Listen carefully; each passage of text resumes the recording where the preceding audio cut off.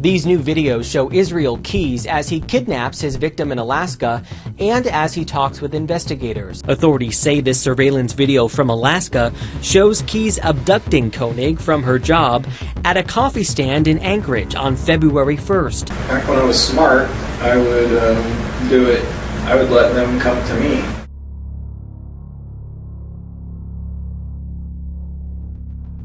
He buried the tools years before he met the victims. This is the case of Israel Keyes, a man whose crimes were not defined by moments of violence, but by years of preparation hidden beneath ordinary life. Most investigations begin after a crime, a location, a victim, a timeline. But Keyes inverted that structure completely. By the time anything happened, the groundwork had already been laid somewhere else, sometimes hundreds or even thousands of miles away. He didn't wait for opportunity. He constructed it like infrastructure. At first glance, Keyes blended into normal life. He lived in suburban spaces, had family responsibilities, and worked in construction. People who encountered him described him as quiet, capable, unremarkable. That was his advantage, because nothing about his surface life suggested what was happening underneath it. While maintaining this outward normality, he was also traveling across the United States for years, moving through rural regions, small towns, and isolated landscapes. These weren't random trips. They were deliberate explorations of geography, distance, and invisibility. He wasn't just choosing victims, he was studying where victims could disappear. Over time, investigators learned that Keyes had built a system he referred to indirectly during interrogations, caches hidden in remote areas. What became known as kill kits were not symbolic. They were physical packages, buried in advance, designed to support violent crimes far from his home base. Each kit was carefully assembled, not improvised, not temporary, built with foresight. They contained tools intended for control, concealment, and survival, cash to avoid financial tracking, items to restrain or incapacitate, supplies that would allow him to remain off-grid for extended periods, everything chosen for one purpose: to reduce the time between abduction and disappearance. The disturbing logic was simple. If everything was already in place, there would be no delay, no hesitation, no traceable preparation in the moment. What made this system especially disturbing was its geography. These kits were not placed in one region. They were spread across multiple states, often in remote wilderness, near backroads, or in areas with minimal human traffic. Locations where people rarely stopped, and even less frequently revisited the same exact spot. He used travel as camouflage, flights booked in cash, rental cars switched frequently, long drives through rural highways, stops that appeared meaningless on any record. To the outside world, he was just passing through. But in reality, he was building a hidden network. Each buried kit functioned like a preloaded checkpoint, a resource point waiting in silence, not tied to any specific victim, not linked to any specific event. That was what made it so difficult to detect.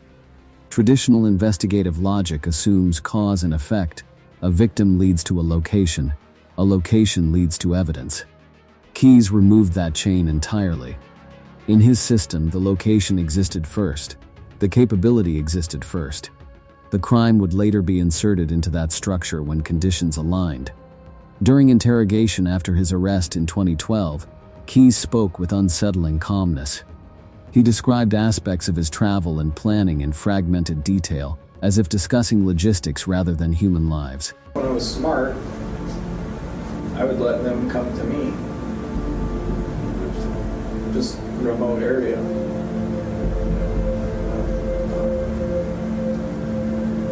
Come go to a remote area that's not anywhere near where you live, but that other people go to as well. You might not get exactly what there's not as much to choose from in a manner of speaking, but there's also no witnesses really. There's nobody else around. I would have preferred to wait until they find the bodies in Vermont, but it sounds like that could be a while, so I guess as long as we have that letter from them, then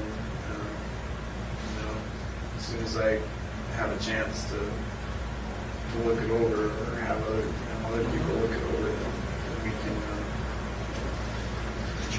move on to the New York trip that, I mean, you guys already have, I'm sure, quite a bit of information on it. So probably have more than I remember at this point. So, except certain details.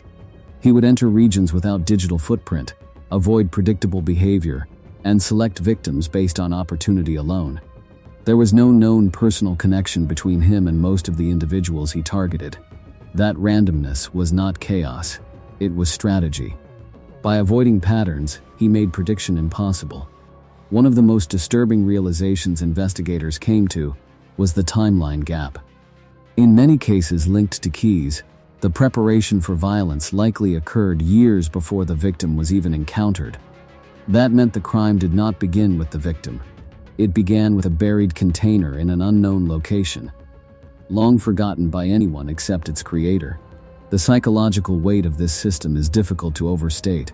Most crimes are reactive or impulsive at some level, even when planned. But Keyes operated on a different scale of anticipation. He treated time itself as something to be used strategically. He created a future in advance, then waited for it to activate. These new videos show Israel Keyes as he kidnaps his victim in Alaska and as he talks with investigators. It may help officials tie the confessed killer of Bill and Lorraine Currier to more cases across the country. This latest video will stir new leads in the murder of 18-year-old Samantha Koenig. Authorities say this surveillance video from Alaska shows Keyes abducting Koenig from her job at a coffee stand in Anchorage on February 1st, 8 months after he murdered Bill and Lorraine Currier. Officials say Keyes had never met Koenig before. They say he showed a gun, demanded money, tied her up, and then placed her in the back of his pickup truck. Investigators say Keyes told Koenig he was kidnapping her for ransom, convincing her she would be returned to her family. Officials say Keyes put Koenig in a shed and strangled her. He also strangled Lorraine Currier. Keyes never returned to his home in Constable, New York, instead heading south for a 14-day cruise out of New Orleans. Keyes returned to Alaska in mid-February, seeking ransom money in what was now a murder. He was arrested in Texas in March after withdrawing money from Koenig's bank account. Authorities attempting to reconstruct his movements faced a fragmented map, not only because of missing data, but because the system itself was designed to be incomplete from the outside. Even if one kit was found, it revealed nothing about others. Even if one location was identified, it did not establish a pattern. As the investigation deepened, it became increasingly likely that not all of his caches have been discovered. Some may remain intact underground. Others may have been destroyed by time, weather, or construction without ever being recognized. In remote landscapes, absence leaves no record, only silence. After his arrest, Keyes eventually took his own life while in custody in 2012. With him died a full accounting of his actions. He left behind partial confessions, fragmented memories, and incomplete maps of his travels. What he did not leave was closure. There is no complete record of where every kit was placed, no definitive count of victims, no full understanding of how extensive the system truly was. This uncertainty is part of why the case continues to be discussed, because it introduces a possibility that is difficult to resolve. That some crimes are not fully contained within human record keeping, that some systems of intent can extend beyond discovery. That geography itself can be used as concealment. Serial killer, including, I believe, Mr. Keyes, are not crazy. You cannot be that organized and deliberate and fit any legal definition of insanity. He talked about the rush that he got out of it, the adrenaline and kind of the high from doing it, and I think, unfortunately, I think he enjoyed what he was doing.